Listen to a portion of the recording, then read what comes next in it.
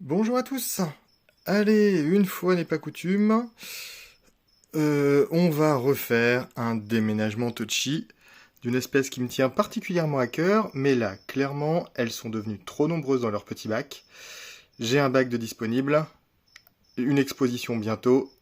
Allez, on va s'en occuper. Allez, où je vous montre ça.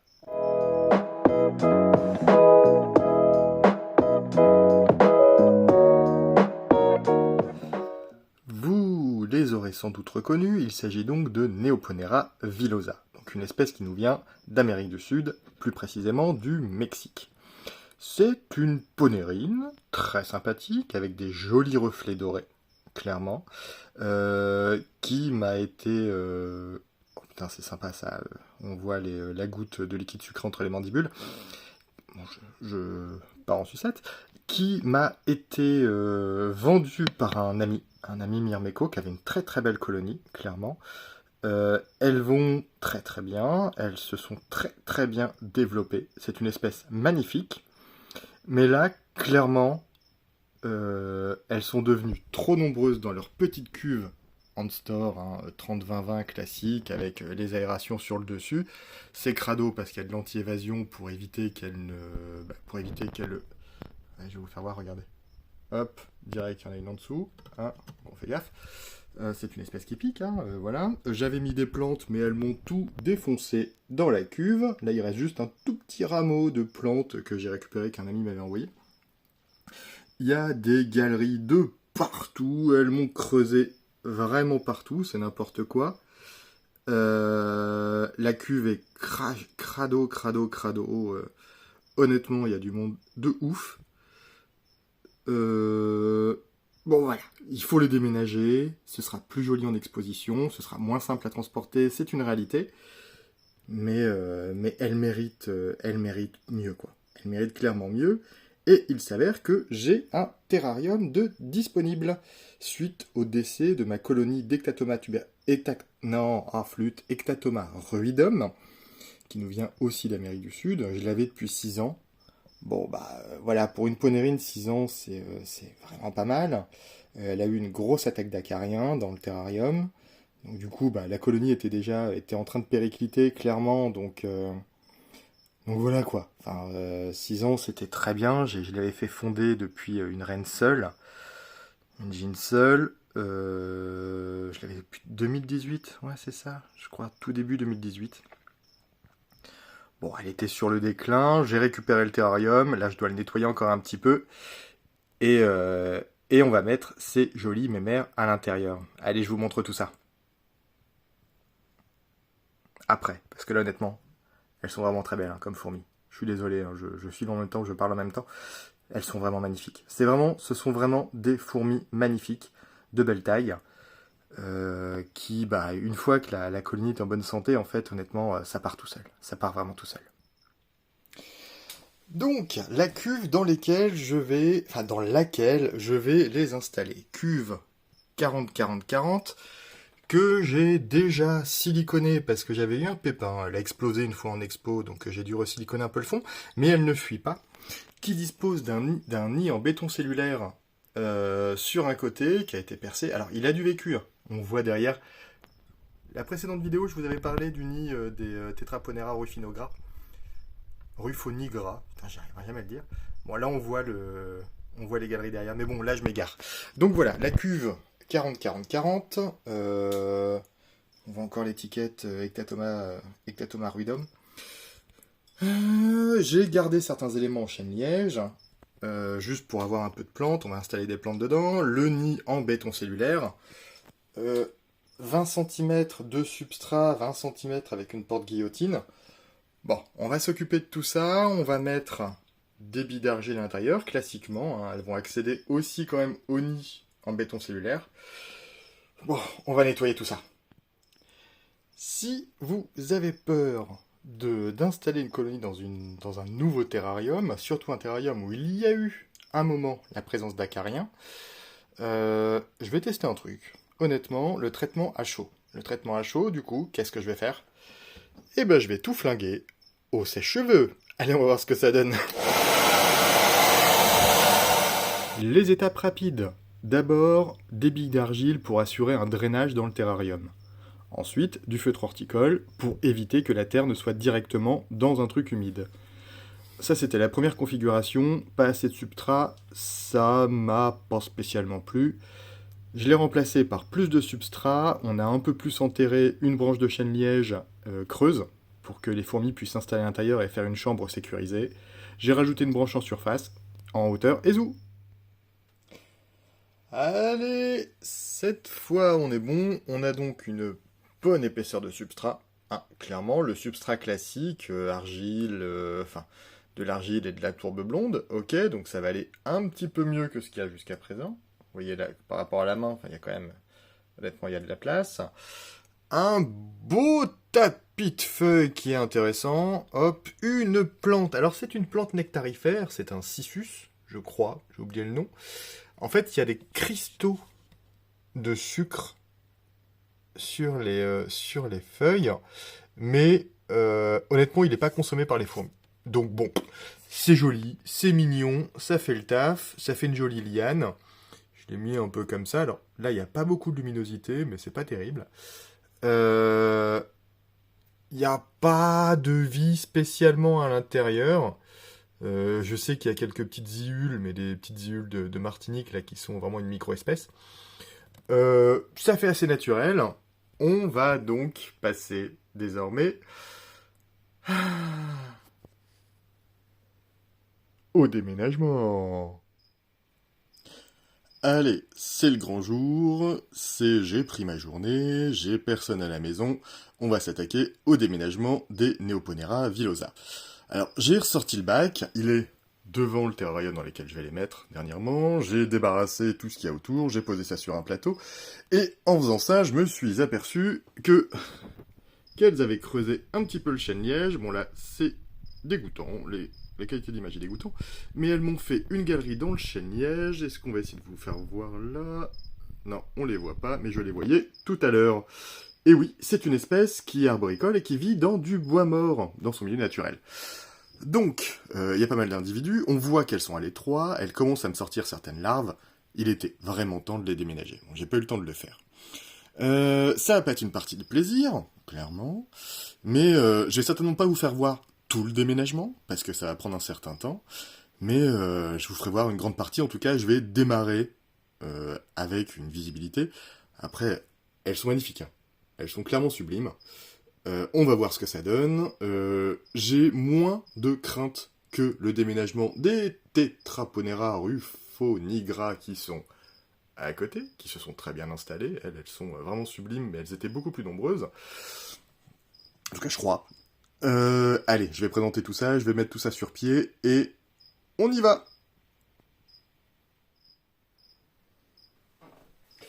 Allez, zou, on attaque.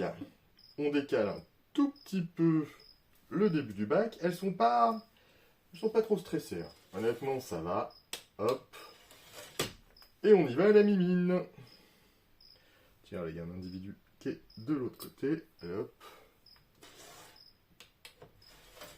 Allez hop. C'est pas Tetraponera, hein. Clairement. Et c'est assez rigolo.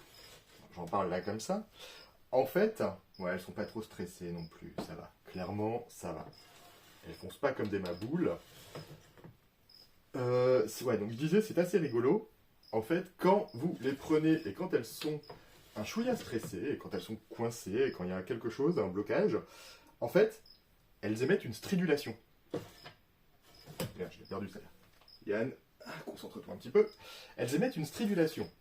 La stridulation, un peu comme les acromyrmex par exemple, la stridulation va leur permettre d'appeler leur copine. Donc c'est un autre moyen, en plus des phéromones. Pourquoi les phéromones en milieu très humide, en fait, elles peuvent se dissiper très rapidement. Là, la stridulation, et ben en fait, elle est entendue par les copines. Et la copine, ça fait genre, viens m'aider, viens m'aider, quoi. Il y a un pépin, viens m'aider.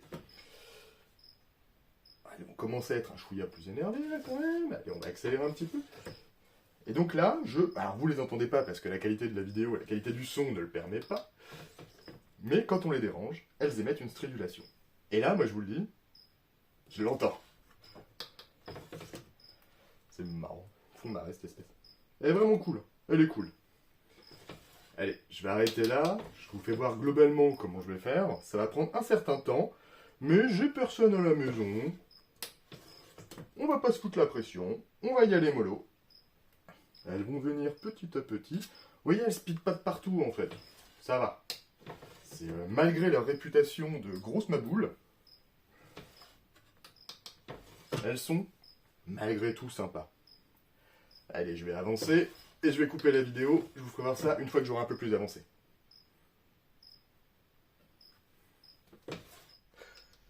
Premières observations après avoir installé quelques individus, donc de ce premier déménagement.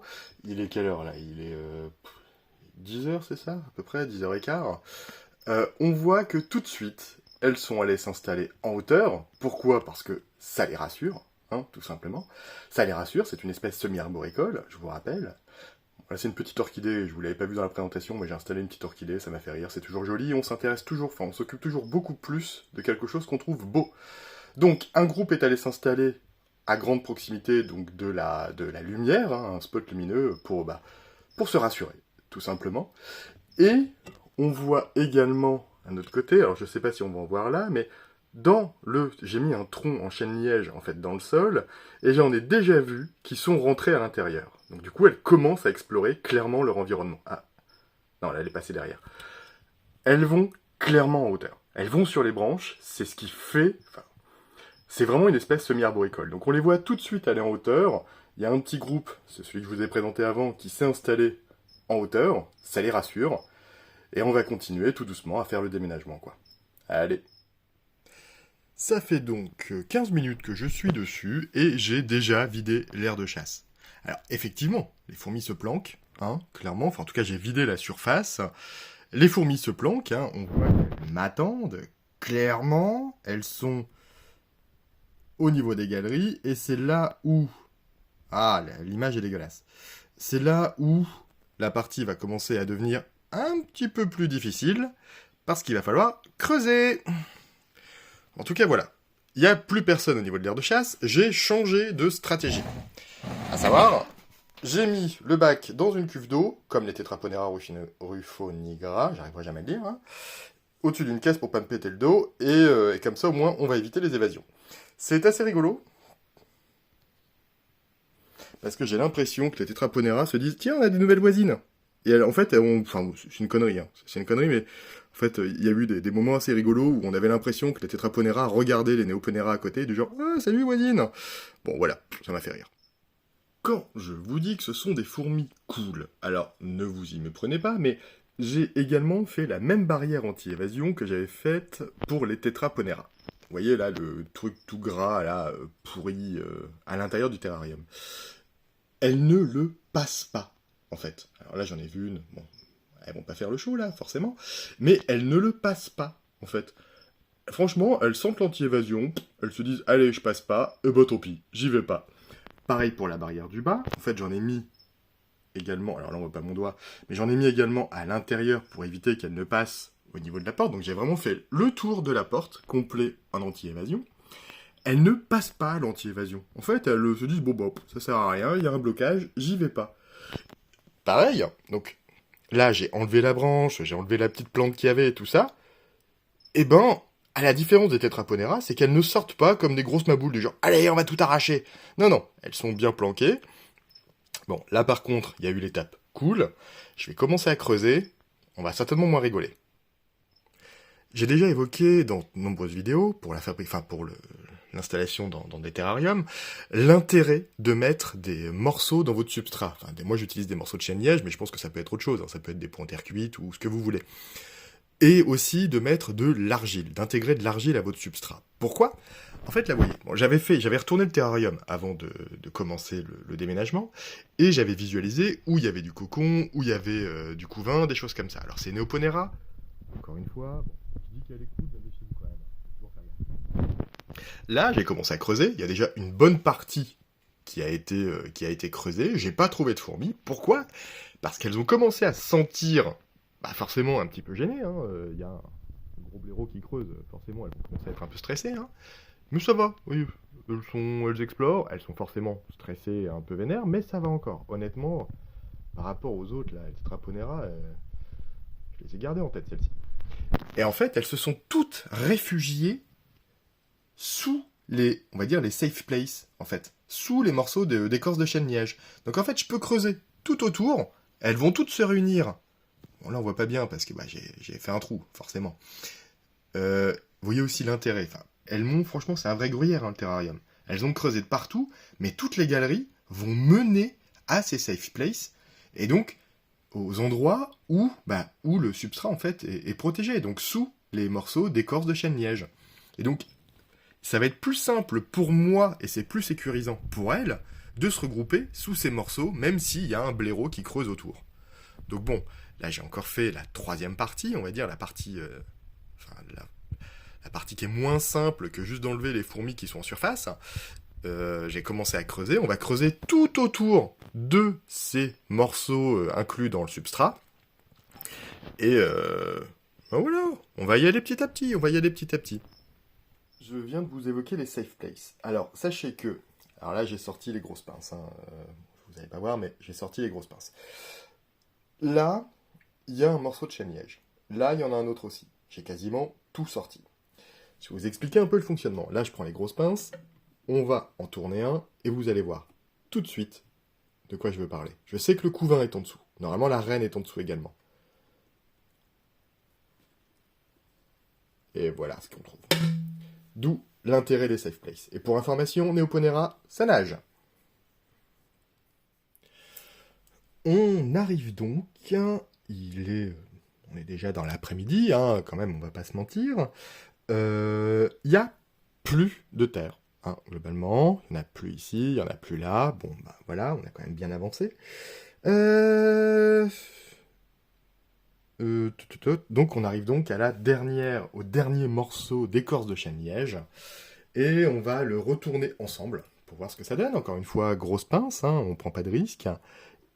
Et on y va. Hop, et là, est-ce que vous voyez un peu ou pas? Elles ont tout réuni. On s'attaque à ça. Allez, il est pas loin des 17h. J'ai donc commencé autour de 10h30. Là, la cuve, donc l'ancienne cuve, est vide. J'ai vérifié plusieurs fois. Il y a le substrat d'origine qui est ici, je l'ai retourné plein de fois. On voit les deux morceaux de chêne-liège qui sont là et là, qui ont bien été vidés totalement. Le reste de la boîte dont je me suis servi pour vider petit à petit et faire le premier tri. Et les Neoponera qui sont donc du coup bien dans le terrarium. Il y en a toujours une partie en hauteur. Elles escaladent bien, elles s'installent et on voit qu'elles se sont bien installées dans le morceau d'écorce. Encore une fois, on va reparler de safe place. Voilà, ce sont des feignantes, hein, comme la plupart des fourmis, on va dire clairement. Là, dans l'urgence, elles s'installent là où elles peuvent, là où c'est le plus facile pour elles. Et dans ce morceau de chêne d'écorce de chêne-liège, il y a deux entrées. Donc c'est très bien, ça sécurise aussi le truc. Et le bout du morceau de chêne-liège coïncide avec une entrée dans le nid en béton cellulaire qu'elles exploitent également. Après, est-ce qu'elles vont y rester? Je ne sais pas. Dans tous les cas, il était là, il faut qu'elles en profitent. Donc elles s'installent de tous les endroits. Maintenant, elles viennent d'arriver dans la cuve. Il faut voir après quelques jours comment est-ce qu'elles font tout ça et comment est-ce qu'elles s'installent réellement. Je pensais pas vous faire une vidéo aussi longue que ça. Je vais vous maintenir... Voilà, forcément, la vitre est un peu crade parce que j'ai mis les doigts plein de fois. Je vais vous laisser des images de Neoponera. Voilà, je vais vous faire un petit topo là-dessus. Il s'avère que je me suis fait piquer pendant ce déménagement. Que voilà, vous avez dû le voir tout le long de la vidéo, en fait, je partais en confiance, c'est une espèce que je connais très bien, Neoponera, hein, j'en ai deux colonies, la première colonie dans le grand terrarium, il faut que j'ai un peu de recul, dans le grand terrarium que vous voyez là, qui fait avec ma plus vieille colonie. La seconde colonie que j'avais là, et que je ne pensais pas, très sincèrement, aussi populeuse, j'avais la confiance. J'ai fait une faute, clairement. Je me suis fait piquer comme un gros imbécile, on va dire les choses. Heureusement, avec les Tetraponera de la dernière fois, j'ai appris de mes erreurs. Hein. Quand je me suis fait piquer, j'ai essayé de pas paniquer, déjà, parce que rappelons que c'est pas une espèce pour débutants. J'ai mis en route un chronomètre, histoire de dire à partir de temps, il y a à partir de telle heure et tel passage, il y a tel symptôme normalement qui apparaît. Je me suis lavé les mains tout de suite, je suis allé descendu dans le salon, j'ai pris un antihistaminique, histoire d'éviter les risques liés à une potentielle allergie. Et je me suis allumé un épisode de Futurama, histoire de me détendre. Voilà, je fais pas de la pub, mais j'aime bien ce genre de conneries. Euh, le doigt, donc le pouce, en l'occurrence je me suis fait piquer sur le pouce. Il a bien gonflé.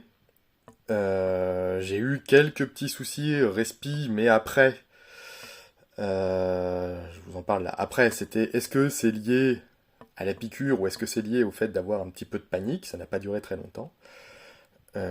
J'ai la chance d'aller chez le médecin tout à l'heure, donc du coup ça va le faire. Sachez que, bon voilà, je suis quand même un bonhomme de 90 kilos qui court 3 fois par semaine. Je suis en bonne santé. Donc, donc ça va, hein, clairement. Ça aurait pu être bien pire que ça. Je le répète que ce n'est pas une espèce pour débutants. Que le risque zéro n'existe pas. J'ai beau à... Enfin voilà, je l'ai déjà expliqué, mais j'ai eu ma première mygale à 12 ans, j'ai bossé au musée d'histoire naturelle de Lille, bon, en tant que bénévole, mais voilà, je me suis occupé des mygales, des scolopendres, des scorpions. Là, Neoponera villosa, c'est une espèce que je connais. J'ai déjà eu des Paraponera clavata, que j'ai aussi déménagé, j'ai déjà eu d'autres espèces que j'ai aussi déménagées, hein, Neoponera picalis, dans le même style, Arpegnathos, Saltator et Venator. Normalement, je fais gaffe. Mais là, j'étais tout seul dans la maison. Je me suis dit, voilà, il n'y avait ni ma compagne ni ma fille, encore heureux. J'ai appelé un pote. Je lui ai dit, bah écoute, voilà ce qui s'est passé, il est possible que je t'appelle. Je sais pas comment je vais réagir. Ça s'est bien fini, j'ai de la chance. Mais bah voilà, on peut mourir d'une piqûre de guêpe, des guêpes de bien de chez nous, hein, clairement. Euh, Voilà, je voulais vous en parler. Alors c'est pas une séquence émotion à la mort moelle-neu, hein, c'est pas le principe. C'est juste pour vous rappeler les risques en fait. On a ce genre d'espèce, c'est très bien. Euh, mais il faut bien toujours considérer qu'il y a un risque. Qu'il y a un risque de piqûre. Que là, moi, j'étais vraiment en confiance, encore une fois, trop en confiance. Vous avez vu, il y a une quantité assez importante de fourmis dans le bazar, malgré le fait que ce soit une petite cuve. Tant mieux, hein, ça veut dire qu'elles vont bien, qu'elles se développent bien. Mais ça aurait pire que ça. Clairement. Donc je vous incite vraiment à la plus grande prudence quand on fait ça, à vraiment s'équiper comme il faut, à pas prendre ce genre d'espèce au hasard, à connaître les risques. Là, moi, j'avais antihistaminique à dispo, j'ai aussi une pipette, enfin une seringue d'épinéphrine au cas où on réagit mal. Voilà, sans aucune prétention, en tout cas, c'est pas le but. J'ai des espèces que je connais, j'espère pouvoir bien réagir. Bah, on n'est pas à l'abri d'une erreur en fait. Donc faites gaffe avec tout ça, et oui, elles sont très belles, mais faites gaffe quand même quoi. Allez, on va partir sur une nouvelle note. Sachez que un truc un peu plus positif quand même, là j'essaye de rester reste positif. Ces fourmis seront visibles à l'expo de Wany, du coup dimanche, dans le 62 si je ne me trompe pas. Elles, ainsi que Neoponera, hein, tant qu'à faire, on va reparler de petites garces. Donc elles sont voisines, c'est deux bacs que j'ai refait dernièrement. Hein, donc Tetraponera, qui m'ont aussi valu quelques frayeurs, et Neoponera villosa. Elles seront donc visibles à Wany. On pourra discuter et échanger autour d'elles si vous venez. On a un stand avec Jérôme donc de Gessuante. J'aime bien partager les expos avec lui. Au moins on n'est pas tout seul, on rigole bien quoi. Je vous mettrai l'affiche de l'expo à la fin de la vidéo. Et il y a également enfin si vous le savez pas, le concours de l'Inco en cours pour élire le meilleur Myrmeco de l'année. Alors attention, ça, c'est un concours qui me tient à cœur, que j'aime beaucoup. D'ailleurs, je vous invite à regarder la vidéo, toutes les vidéos de l'Inco, c'est un chic type, clairement. Que vous votiez pour moi ou pour la Myrmeco belge que j'ai l'honneur de rencontrer, hein, clairement, il a des espèces de maboules aussi. Je crois qu'il présente d'ailleurs Neoponera villosa. Voilà, je vous invite à lâcher un petit vote. Je vous remercie encore, je vous remercie pour cette vidéo, j'espère qu'elle vous a plu. Bon, malgré la fin pas terrible, encore ça va, mais voilà, voilà, la prévention est mère de sûreté de toute façon. Faites toujours gaffe. Je vous dis à très vite. Bonne fin. J'espère que la vidéo vous a plu et je vous dis à très vite. Idéalement en réel à l'Expo Douani. Allez, ciao. Voici donc l'affiche de l'Expo Douani, l'expo qui aura lieu ce dimanche. Je l'ai déjà dit, on aura un stand avec Jérôme de Gestion Hante. J'espère vous y voir nombreux et en réel c'est toujours mieux. Allez, à plus.